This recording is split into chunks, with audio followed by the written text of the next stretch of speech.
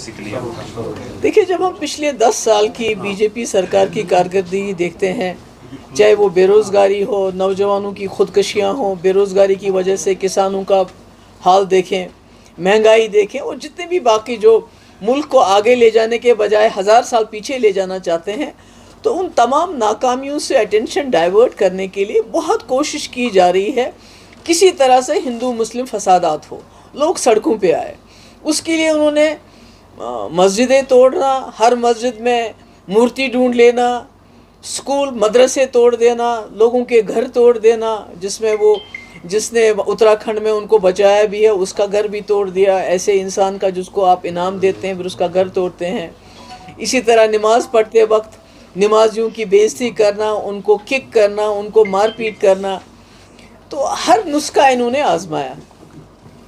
جب دیکھا انہوں نے کہ کسی طریقے سے جو ہماری جو مسلمان بھائی ہیں وہ سڑکوں پہ نہیں آ رہے ہیں جس طرح سے یہ چاہتے تھے کہ وہ آئیں اور فسادات ہو جائیں, تو اب انہوں نے آخری تیر جو ان کے کمان میں تھا اس کو انہوں نے چلایا ہے, یہ سوچ کے کہ پھر سے, جیسے آپ کو یاد ہوگا شاہین باغ میں کتنے پیسفل پروٹیسٹ ہوئے تھے, اس کے باوجود ابھی تک ہمارے کئی نوجوان اس وقت جیلوں میں بنا ضمانت کے 2-2 3-3 سال سے بند ہیں.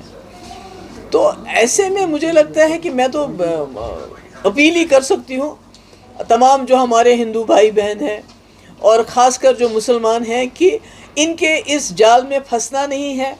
ہمیں ابھی سڑکوں پہ آنے کی ضرورت نہیں ہے. ہمارے جو اس کمیونٹی کے جو سینئر لوگ ہیں وہ عدالت میں گئے ہیں, اور خوشی کی بات یہ ہے کہ پچھلے کچھ دیر سے جو سپریم کورٹ کے جو فیصلے بھی آ رہے ہیں وہ بھی کسی حد تک لوگوں کے حق میں آ رہے ہیں, عوام کے حق میں آ رہے ہیں. تو اس وقت موقع ہے ووٹ سے جواب دینے کا. اپنا ووٹ صحیح طریقے سے استعمال کر لیجئے, تاکہ کل کو اگر آپ آواز بھی اٹھائیں کسی قانون کے خلاف تو آپ کو دنگے, جیسے دلی میں دنگے کرائے گئے پھر اس میں انہی کو جیل میں ڈالا گیا جو وکٹمز تھے, تو کوئی ووٹ کا میرے خیال میں اس ملک کی سب سے خوبصورت چیز تو جمہوریت ہے جس کو یہ ختم کر رہے ہیں. سب سے خوبصورت چیز ہمارا آئین ہے جس کو یہ سبورٹ کر رہے ہیں. نہیں تو آپ مذہب کے نام پہ کوئی قانون نہیں بنا سکتے, اور CA بالکل مسلمز کو ٹارگٹ کرنے والا قانون ہے.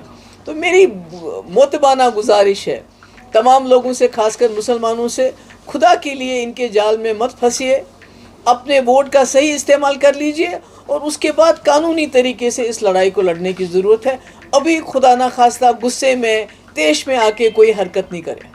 Thank you. Ma'am, what is your take on Prime Minister has proposed a railway line towards the Shopian where they have been protesting the residents? دیکھیے, میں سمجھتی ہوں, میں نے آج بتایا بھی ہے ایسا کہ جموں کشمیر بالخصوص کشمیر وادی یہ بہت فریجائل ہے, اس کا جو ایکو سسٹم ہے بہت فریجائل ہے, اور ہماری جو اکانومی ہے وہ زیادہ تر ہماری جو فروٹ انڈسٹری ہے ایگریکلچر پہ ڈیپینڈ کرتی ہے. تو بنا سوچے سمجھے اگر آپ ہر گاؤں کے بیچ میں سے ریلوے لائن کو لیں گے, اس میں ہزاروں لاکھوں پیڑ ہمارے کٹیں گے جو ہماری بیک بون ہے ہماری اس کی اکانومی کی. تو یہ اس طرح سے نہیں کیا جانا چاہیے, اس میں ایکسپرٹس کو لانا چاہیے.